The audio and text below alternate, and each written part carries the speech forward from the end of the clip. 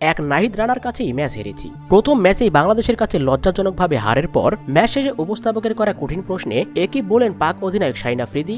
খবরের বিস্তারিত জানতে দর্শক ভিডিওটিতে একটি লাইক দিয়ে চ্যানেলটিকে সাবস্ক্রাইব করুন। কয়েক মাসের বিরতির পর ওয়ানডেতে ফিরেই বাজিমাত করল বাংলাদেশ।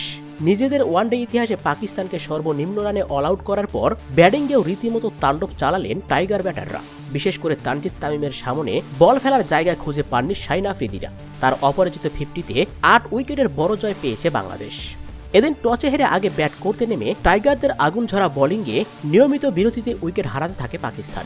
বলতে গেলে এক নাহিদ রানার গতির কাছে হেরে গেছে পাকিস্তান দল। এক নাহিদই এদিন 24 রানের খরচায় নিয়েছেন পাকিস্তানের মূল্যবান 5 উইকেট। এছাড়াও মেহেদী হাসান মিরাজ নিয়েছেন মূল্যবান 3 উইকেট। ফলে 30 ওভার 4 বলেই সবকটি উইকেট হারিয়ে 114 রানে থেমে যায় পাকিস্তান। এদিকে ছোট লক্ষ্য তারা করতে নেমে পাকিস্তান বোলারদের নিয়ে রীতিমতো ছেলে খেলা করে মাত্র 15.1 ওভারেই 2 উইকেট হারিয়ে জয়ের বন্দরে পৌঁছে যায় টাইগাররা। এদিন ম্যাচ শেষে উপস্থাপকের করা কঠিন প্রশ্নে পাক অধিনায়ক শাহিন আফ্রিদি বলেন, আমরা নাহিদ রানার গতির কাছে হেরে গেছি। আমরা কল্পনা করতে পারিনি এই নাহিদ এত ভালো বোলিং করবে। আজকে বাংলাদেশের জয়ের পিছিয়ে এক নাহিদেরই কৃতিত্ব বেশি। নাহিদ রানার এমন প্রত্যাবর্তন সত্যিই খুব অসাধারণ।